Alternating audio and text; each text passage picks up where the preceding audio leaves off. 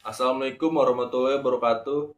Perkenalkan kami dari kelompok 6 ingin mempresentasikan mata kuliah Hukum Kesehatan dengan dosen pengempu Dr. Anggraini Aryani Putri SH MH dengan judul kasus malpraktik medis, yaitu kain kasar tertinggal di perut pasien di Rumah Sakit Asi Syifa, Kota Lampung.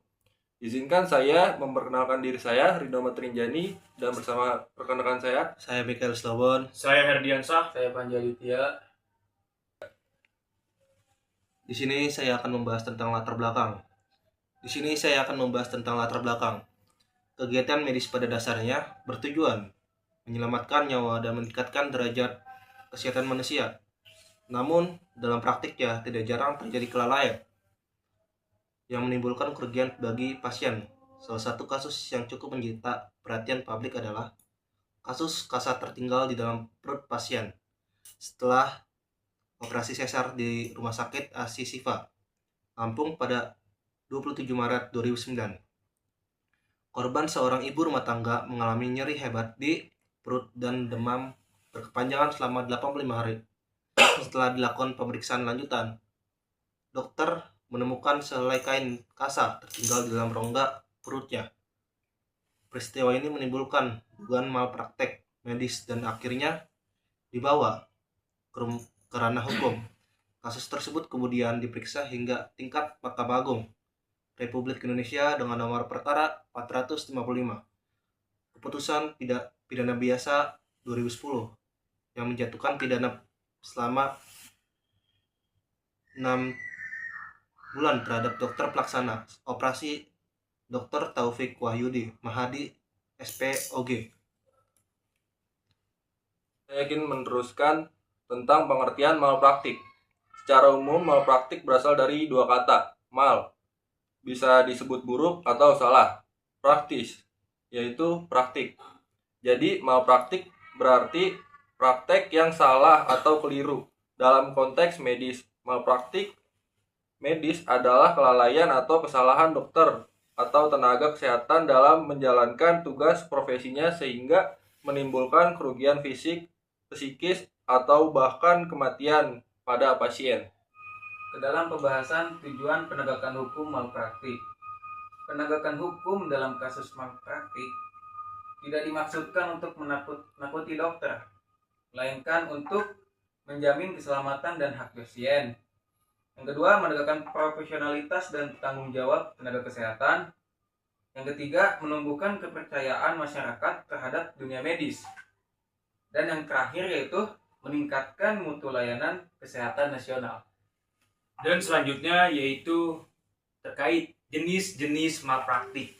Jadi ada 3 jenis utama malpraktik medis, yaitu yang pertama yaitu malpraktik etik, yaitu pelanggaran terhadap kode etik kedokteran di Indonesia. Misalnya membocorkan rahasia pasien, tidak menghormati hak pasien, atau bertindak tidak profesional. Dan yang kedua yaitu malpraktek perdata. Terjadi bila dokter melakukan one prestasi, yaitu ingkar janji terhadap kesepakatan terapi dengan pasien. Pasien bisa menuntut ganti rugi secara perdata. Dan yang ketiga yaitu malpraktik pidana. Terjadi bila dokter lalai atau ceroboh sehingga menyebabkan luka berat atau kematian pasien. Kasus seperti ini termasuk tindak pidana kealpaan, yaitu culpa. Selanjutnya juga ada unsur-unsur malpraktik. Untuk menilai apakah suatu tindakan medis termasuk malpraktik, diperlukan 4 unsur utama. Yang pertama, adanya hubungan profesional antara dokter dan pasien.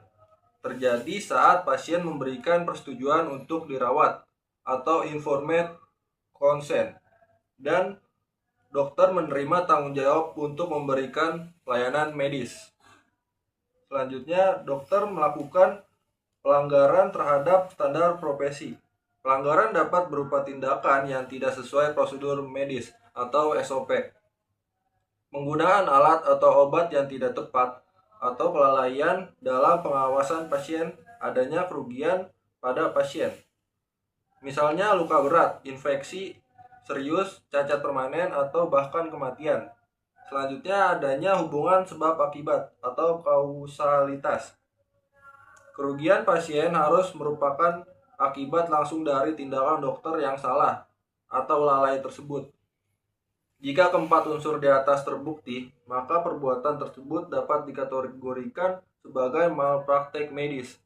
Selanjutnya saya akan membahas tentang bentuk-bentuk kelalaian dalam dunia medis. Yang pertama ada kelalaian. Bisa dibedakan menjadi dua bentuk. Yang pertama, culpa lata, kelalaian berat. Terjadi jika dokter sangat tidak hati-hati atau mengabaikan prosedur dasar yang semestinya dipahami setiap tenaga medis. Contohnya, meninggalkan alat atau kasar dalam tubuh pasien setelah operasi. Yang kedua ada culpa levis atau kelalaian ringan. Terjadi jika dokter sudah berhati-hati, tetapi karena situasi atau faktor manusiawi, terjadi kesalahan kecil yang masih bisa dimaklumi. Yang ketiga, hanya culpa lata yang biasanya menimbulkan konsekuensi pidana, sedangkan culpa levis umumnya menjadi tanggung jawab etik atau administrasi. Baik, selanjutnya berikut adalah studi kasus yang kami cari, yaitu kasus kasa yang tertinggal di perut pasien, yang mana terjadi di Rumah Sakit Ashifa Lampung.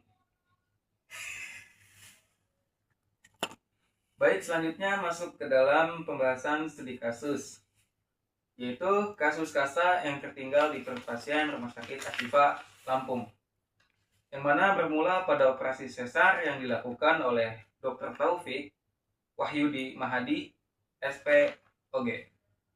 Pada 27 Maret pada tahun 2009, setelah operasi, pasien mengalami nyeri hebat, demam, dan keluarnya cairan berbau dari luka operasi. Pemeriksaan lanjutan menunjukkan adanya kain kasa tertinggal di dalam perut pasien, sehingga harus dilakukan operasi ulang. Kemudian korban melaporkan kejadian tersebut ke pihak yang berwenang karena diduga merupakan kelalaian medis.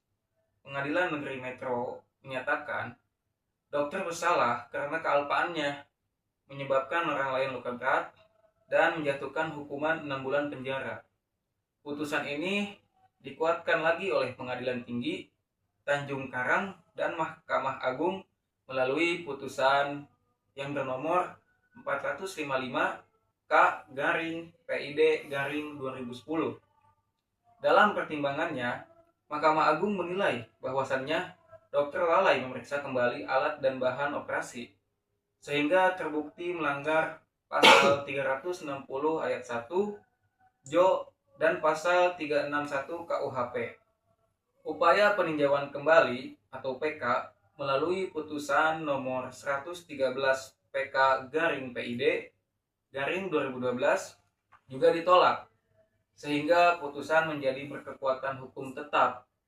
Kasus ini menjadi jurisprudensi penting bahwa kelalaian berat dalam praktik kedokteran dapat dipidana, serta mengingatkan tenaga medis untuk selalu mematuhi standar profesi dan prosedur keselamatan pasien. Assalamualaikum warahmatullahi wabarakatuh. Perkenalkan, nama saya Rizky Gilang Pratama dengan NPM 2023-1011-35. Saya dari kelompok 6 ingin mempresentasikan tentang kasus malpraktek medis kain kasa tertinggal di perut pasien di RS Ashifa Lampung. Ya, di sini saya akan menjelaskan tentang beberapa kesimpulan dari akhir tugas video ini. Yang pertama, kuis Mahkamah Agung menolak permohonan peninjauan kembali atau yang disebut PK yang diajukan oleh Dr. Taufik Wahyudi Mahayadi, SPOA. Dengan demikian, putusan Mahkamah Agung sebelumnya nomor 455K/PID/2010 tetap berlaku. Artinya, Mahkamah tetap menyatakan bahwa Dr. Taufik Wahyudi Mahayadi terbukti lalai dalam menjalankan tugas profesinya sebagai dokter kandungan. yang menyebabkan pasien Rita Yati mengalami luka dan tidak dapat bekerja sementara waktu, yaitu melanggar pasal 360 ayat 2 Jo pasal 361 KUHP. Yang kedua, dikenakan pidana penjara selama 6 bulan, dikurungi masa tahanan yang telah dijalani. Yang ketiga, barang bukti berupa kain kasa sebesar 10 kali 20 cm dirampas untuk dimusnahkan. Yang keempat, ada biaya perkara dalam peninjauan kembali dibebankan kepada pemohon PK sebesar 2.500.000. Mahkamah berpendapat bahwa yang pertama, bukti yang diajukan sebagai novum atau bukti baru tidak memenuhi syarat karena tidak bersifat menentukan, tidak dapat kehilafan hakim atau keliruan nyata dalam putusan sebelumnya. Sekian pembahasan dari kesimpulan, kurang lebihnya mohon maaf. Assalamualaikum warahmatullahi wabarakatuh.